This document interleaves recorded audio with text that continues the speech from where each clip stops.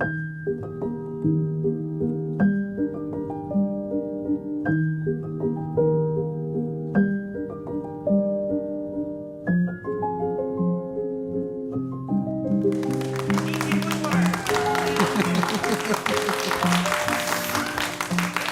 everyone. Hi, everyone. So incredibly grateful to be here. Thank you. Thank you. I am here to talk about my own personal journey from a life of disconnection, separation, trauma, shame, and addiction to a life filled with passion, openness, and quite frankly, filled with love.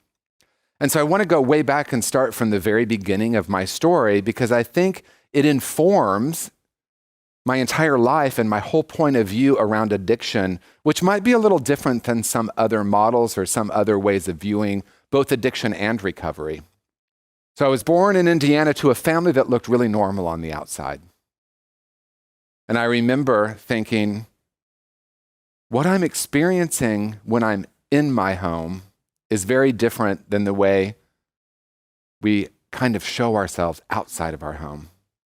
I learned very quickly that what people were saying, what people were doing, and the energy I felt were three totally different and incongruent things. I also remember being a very happy child, that was my instinct, my way of living, being completely mesmerized and in awe of the world and of life, filled with love, filled with joy, and feeling very, very deeply connected to my true nature. Of course, I didn't say that when I was a little kid, I feel really deeply connected to my true nature, but I was a happy child, very happy child. And I remember lying in the sun and just feeling the sun and looking up at the stars and just thinking, wow, this is so magical. And then I also remember hearing some of the tall people in my life saying some things that really hurt my soul at a very deep level. My dad and his brother saying things about women that literally made my body tighten. People talking about people of different races in a way that made me actually cry as a little kid. Recognizing at a very early age that I was different than a lot of the other little boys and that I was in some way told that I needed to act a certain way in order to be acceptable. Toughen up.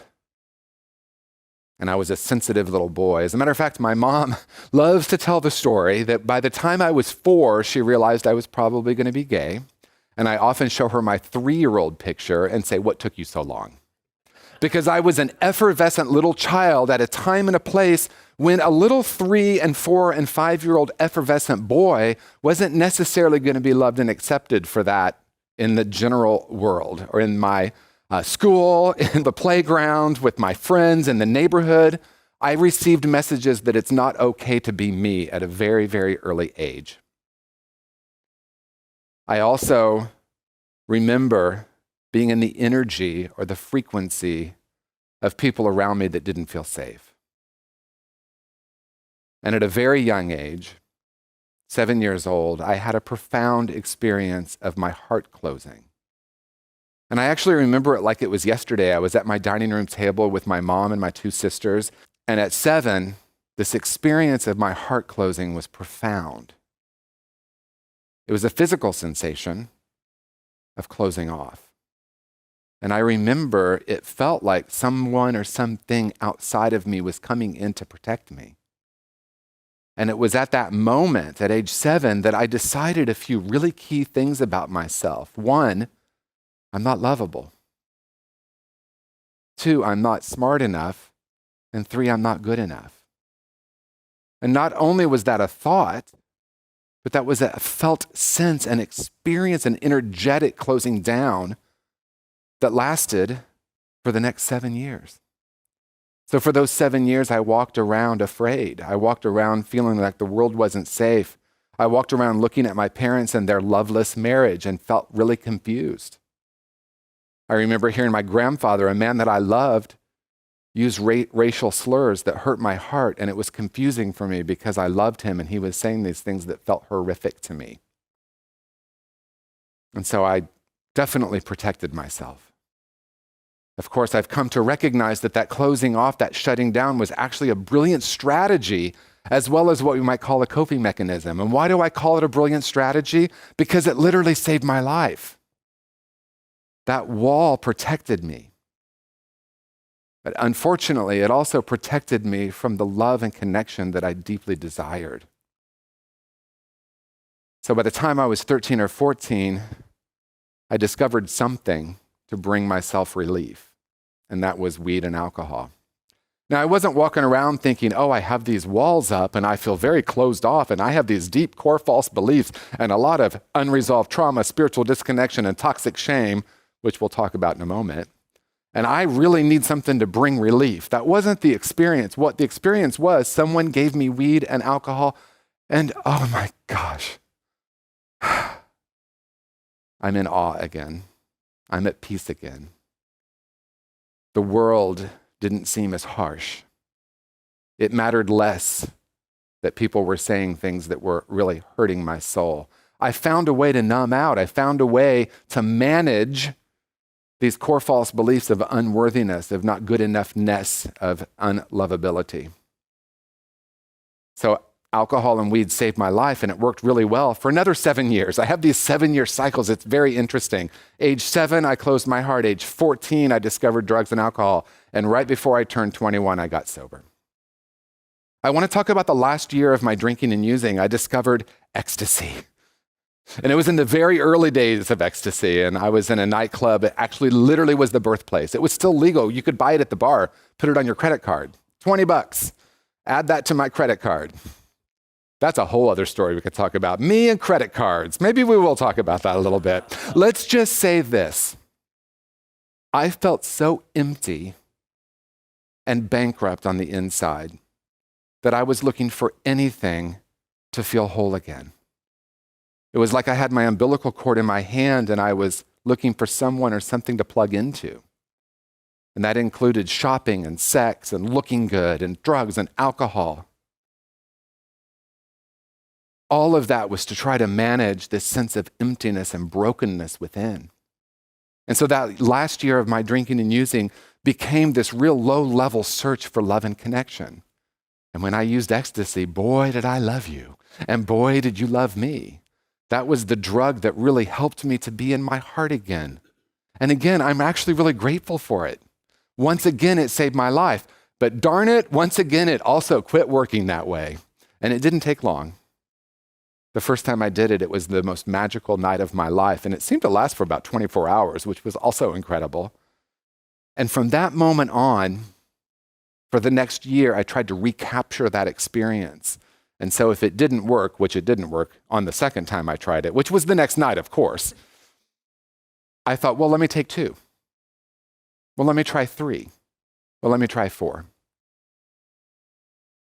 And so I ended up overdosing, going into convulsions in the middle of the night one time, and absolutely, I wrote my goodbye letter because I knew I was dying. And one would think that I would tell you now that the next day I got sober, but that isn't the truth. What happened next is I continued drinking and using, even though I came so close to death, which is so interesting to me because a lot of times we hear people say you have to lose everything in order to get sober. Well, I had almost died. I had written my goodbye letter at 3 a.m. or 5 a.m. or whatever it was on my friend's bedroom floor.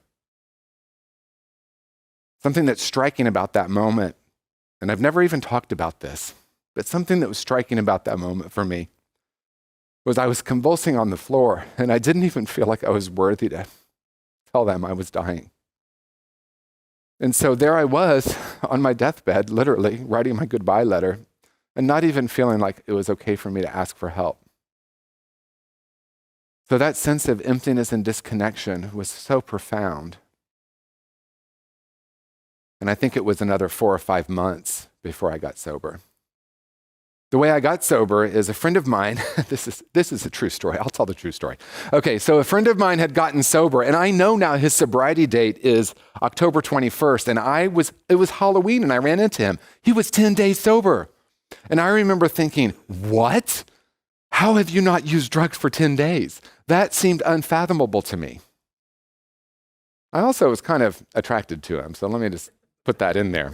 And he invited me, he said, I go to this place and we talk about I quit drinking and using, and we talk about life and we support each other. And maybe you want to come with me sometime. October 31st, 1985. And I thought he was asking me out on a date. He wasn't. October 31st, 1985, I was invited into recovery, but I had 6 more months of using. And on June 7th of 1986, exactly 1 year from the day, and I know this to be true, exactly 1 year from the day I first used ecstasy, I was at that same nightclub, and I just couldn't take ecstasy. I couldn't do it. I had 3 beers. I remember sitting downstairs at this bar and feeling, God, is this all there is? Is this my life? Is this what I'm destined to be? Just feeling empty and alone and afraid? And there was that friend. He was there. He was 6 months sober. And I beelined to him. See, I hadn't even had a conscious memory of him inviting me into recovery 6 months earlier. I ran to him and I said, are you still going to that place that's helping you, and can I go with you? And so I went to my first meeting. And I walked into the room, and one of the first things that was so striking, I felt like there were 10,000 people in the room. There were probably 100. Back in the day, smoking, I walked into this big smoke-filled room, and what is happening? But something that was really striking to me, I looked around the room, and I saw some of the people who had disappeared from my circle of friends. That's where you went. I didn't know where I was going. I didn't know what it was, but I knew that I needed something different. And it was there that I discovered that I could actually receive the love of the people there. Now, I would also love to tell you that at that moment, I opened my heart and I started receiving love again, and everything was wonderful. And on some level, that's true. That is true, because that was the day I got sober, June 8th, 1986. But I also was terrified to address those deep places within me that felt so empty. I was unwilling or unable or afraid to address the traumatic events of my life that actually led to relief in the bottle and the drug. And so I just became really happy being in recovery. And I'm just gonna fess up here. I became the person that knew everything. I knew exactly how to get sober. I knew exactly how everyone needed to get sober. And I was going to tell you exactly what page number you needed to read if you were having any feeling other than joy. And I was here to help you. You might want to read page such and such. It might help you with your problem. And what I know about that, in retrospect, is that I was terrified still. And I'd taken away the brilliant strategy of drugs and alcohol, and I was left with a lot of things that felt unresolved. And the best I could do at that moment was grab onto recovery and be the most enthusiastic cheerleader for recovery that anyone's ever seen and have the answers for all of you, right? And there was, by the way, only one way to do it, and it's the right way, and it's the way I did it. And I'm going to tell you that it's the right way. So let's just say I was a little rigid. 18 months sober, I found myself suicidal. And there was a woman that I kind of knew named Mary Helen who was 19 years sober. Couldn't even imagine what that was. She was like this beacon of light to me. As a matter of fact, she was the most enlightened person I had ever met.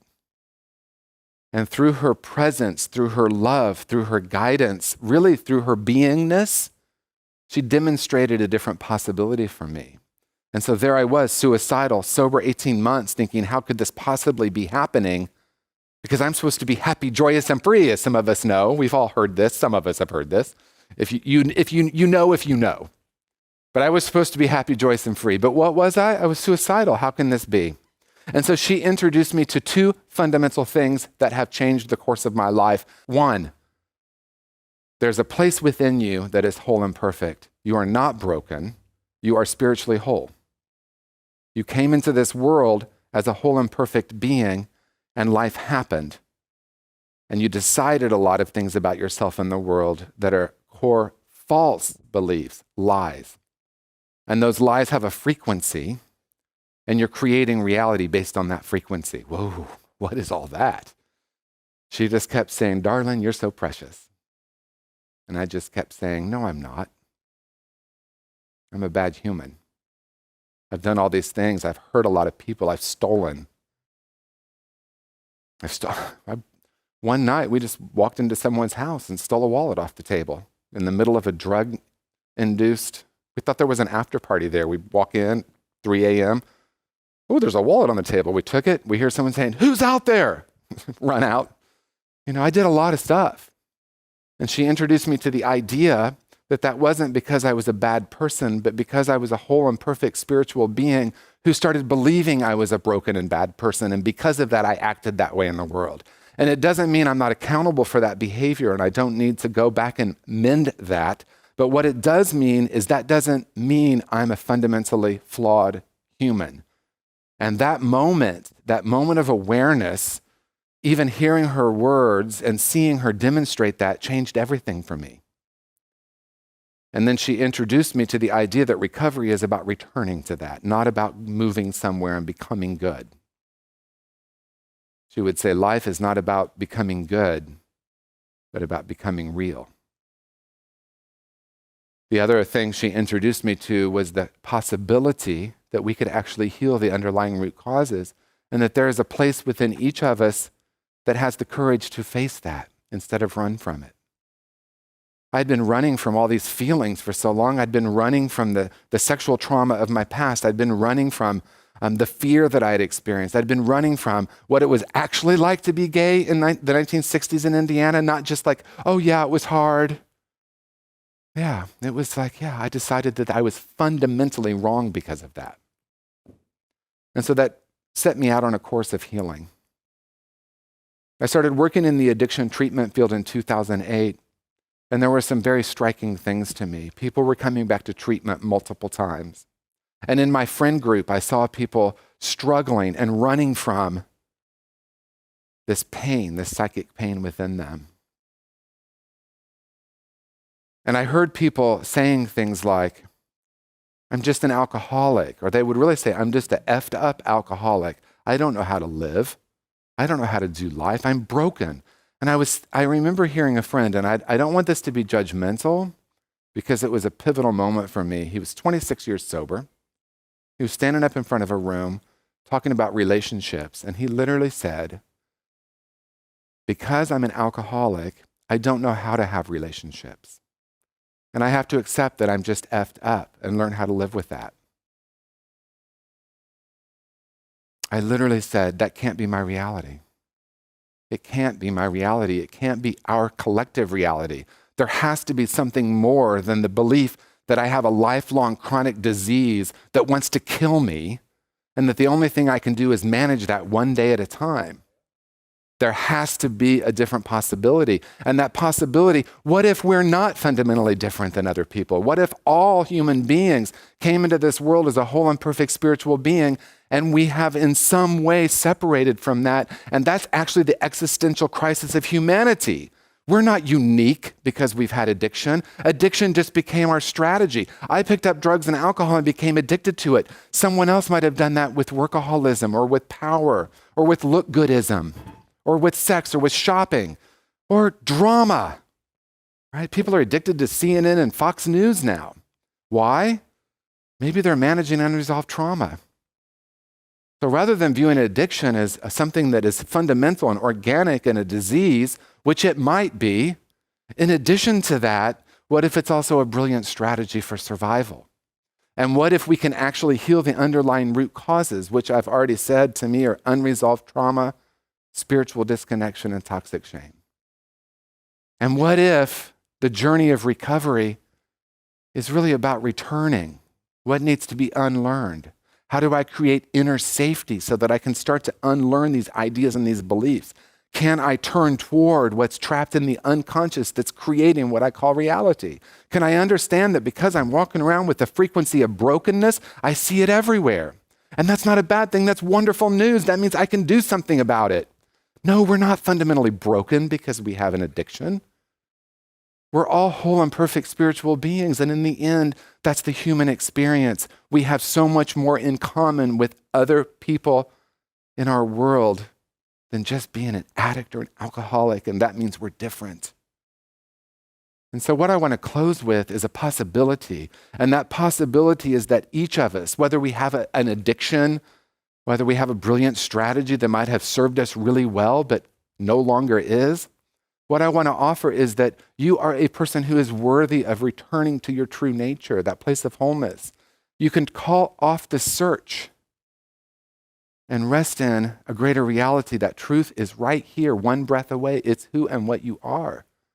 You are not broken. You are whole and perfect. Your addiction was managing the disconnection and the shame. And that at this moment, you can pause and reconnect with that true nature. And yeah, we've heard recovery is a process, and that might be true, but it also can be an instantaneous recognition of a greater reality. And in that instantaneous recognition, the entire trajectory can change, because when I realized that there was a place within me that is unharmed and unharmable, I could then turn and heal the trauma, because I knew it wasn't who I was. I knew I wasn't what my family had done, and I also knew that I wasn't all the ways that I'd harmed the world. Yes, I needed to clean that up, but it's not who I was. It's not who I am. Who I am is an essential being filled with infinite possibilities. And that's what I want for every human, to recognize that we do have this ability to unlearn all the ways that we have separated from that and return to that place of wholeness. I'm so grateful to have shared a bit of my story with you, and I hope that in some way it can serve as a possibility for your life, a possibility for your relationships, a possibility for the way you view yourself in the world, and quite frankly, a different possibility for our world. So incredibly grateful. Peace and blessings, everyone.